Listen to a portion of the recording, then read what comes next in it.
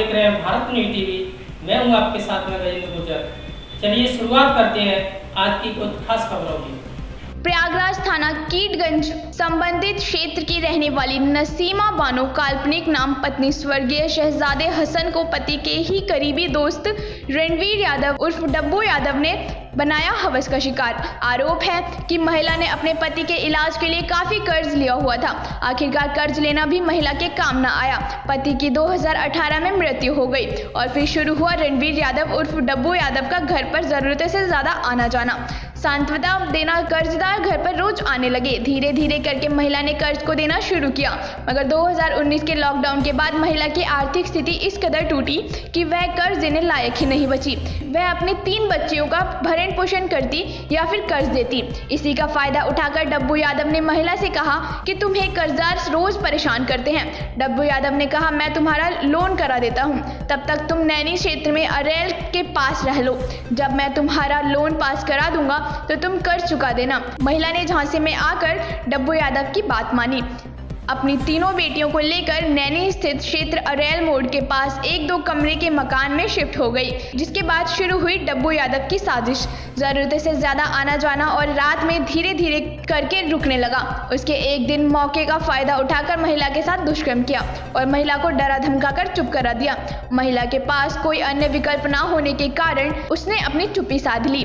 उसके बाद सिलसिला यही नहीं रुका। महिला की बड़ी बेटी, जिसकी उम्र उस वक्त 20 साल के आसपास रही, डब्बू यादव ने उसके साथ भी दुष्कर्म किया। इसके बाद महिला ने विरोध किया तो महिला के 9 वर्षीय बेटे को जान से मारने की धमकी दी और फिर लगातार बेटी के साथ भी दुष्कर्म करने लगा।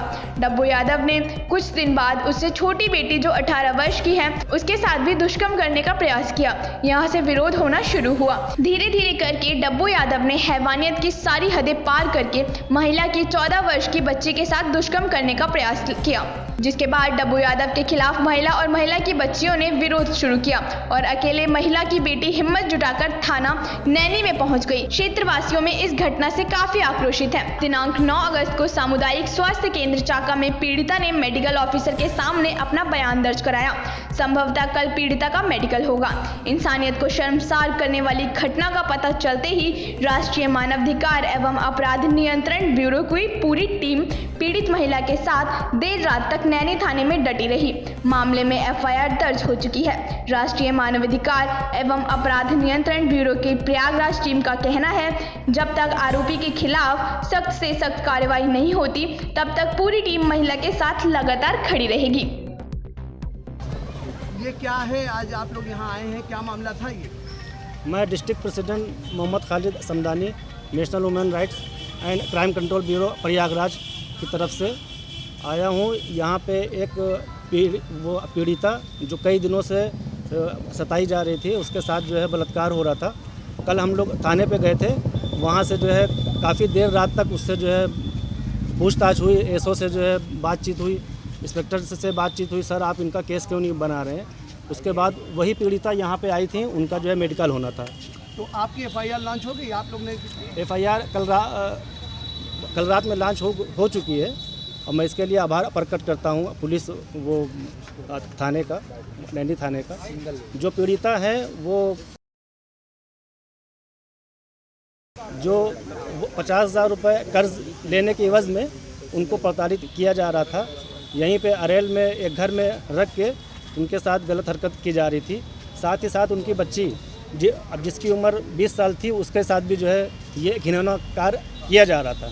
लगातार उसके साथ जो है हरासमेंट हो रहा था, सेक्सुअल हरासमेंट। आरोपी कौन है इसका, क्या आप लोगों को आरोपी पता है?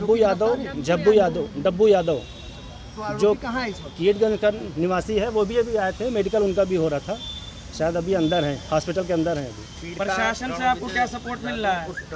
प्रशासन ने कल थाना नैनी में अच्छा सपोर्ट दिया, सहयोग दिया। फैज़ान भाई थे, आप लोग सब, हम लोग की टीम गई थी वहाँ पे नेशनल ह्यूमन राइट्स की, तो काफ़ी सपोर्ट किया। उन्होंने कहा सर कल तक का समय हमको दीजिए, हम सारा जो है विस्तृत जानकारी आपको देते हैं और रिपोर्ट तो ज़रूर लिखी जाएगी, ये उन्होंने आश्वासन दिया। तब हम लोग देर रात में वहाँ से गए। क्या मामला है? आप लोग आज सामूहिक स्वास्थ्य केंद्र गई थी, किस लिए गई थी वहाँ पर चाका में? ये हम लोग बहुत परेशान थे 2020 में, और पैसों का मामला था। कर्जदार हमको बहुत परेशान कर रहे थे हम लोगों को, और ये हम लोग एकदम ज़्यादा कर्जदार रोज़ आने लगे कि हम लोग को पैसा हमको दो, हर हाल में पैसा चाहिए। तो ये डब्बू यादव मेरे घर आते जाते थे। तो ये लोग इसने हमको बहला फुसला कर कहा कि नैनी में हमारा घर है, वहाँ पर चल के रहो, वहाँ पर जब तुम्हारा बड़ा लोन करा देंगे अपना अदा करके वहाँ से चली आना। और फिर उसके बाद जब लोन नहीं कराने के बाद मेरे साथ ज़बरदस्ती करने की कोशिश करी। मेरे साथ 2-3 महीना मेरे साथ गलत काम करता रहा ये। फिर मेरी बेटी के साथ भी शुरुआत की। आप मेरी बेटी से ये पूछ सकते हैं क्या क्या उसने किया मेरी बेटी के साथ। क्या हुआ था आपके साथ? पहले तो मेरी मम्मी के साथ गलत होते हुए देखा, तो जब उसको हम देख लिए थे तो वो मेरे साथ भी करना शुरू कर दिया कि अगर तुमने ये गलत करोगी तो हम तुम्हारे साथ भी। तो जब मैं आवाज़ उठाने लगी तो मेरे साथ भी गलत काम करा। फिर मुझे फर्जी कागज़ पे मुझसे साइन करवा लिया था ये कि कितने दिन पहले की बात है ये 3 महीनों की पहले बात है। 3 महीने की। उसके बाद क्या हुआ? उससे मैं फर्जी कागज़ पे मुझे साइन करवा लिया था कि अब आज से तुम मेरी बीवी हो। अच्छा। जी, मेरे साथ 3 महीनों तक गलत काम करता रह गया। फिर इसके बाद मेरी बहन के साथ शुरू करने का कोशिश कर दिया। कौन सी बहन? आप लोग कितनी बहनें हो? मेरी 3 बहन हैं। और भाई कहे हैं? एक भाई है। फादर आपके एक्सपायर हो गए हैं? जी। कब? ये 2018 में। फिर कौन सी बहन की बात आई? मुझसे छोटी वाली बहन। कौन है इसमें से? पीछे वाली। अच्छा, क्या हुआ था तुम्हारे साथ, वहीं से बताइए। हमसे जबरदस्ती करता था, छूता छाता था सब जगह। तो अब आखिरी टाइम पर आप लोगों ने कैसे ये बात हुई कि आरोपी इस वक्त पकड़ा गया है? क्या हुआ था? कैसे आप लोग उनके चंगुल से छूटे कैसे आप ये लोगों मेरी के? बेटी के साथ जब गलत करने की कोशिश की। बताओ, बयान दो। हम दूसरे वाले कमरे में खेल रहे थे। ये छोटी बच्ची के जी, लिए? ये छोटी बच्ची है। कोई सामान पलंग के नीचे गिर गया, वो हमें बहाने से बुलाया और हम जब सामान निकालने लगे तो वो अपना कपड़ा उतारने लगा और मेरा मुंह दबा कर दरवाज़ा बंद कर दिया। जैसे जैसे हमने छुड़वाया और चिल्लाया तो मम्मी लोग अंदर आई और तमाम बाहर वाले लोगों से हम लोग मदद मांगी तो उन लोगों ने मदद की और उसे मारा भी। तो आपके मोहल्ले वालों ने आपकी मदद की? जी। और फिर हम लोग वहाँ से भाग के रेलवे स्टेशन में छुपे हुए थे। अब आपकी प्रशासन से क्या मांग है? अब आप हम लोग पुलिस से क्या चाहती हैं? बस हमको इंसाफ चाहिए, उसको जेल कराना है। ये मेरी बेटी की इज्जत का मामला है। इसने इज्जत पे हम लोगों की इज्जत से खेला है। बस हमको ये इंसाफ चाहिए, इसको जेल करा के रहिए।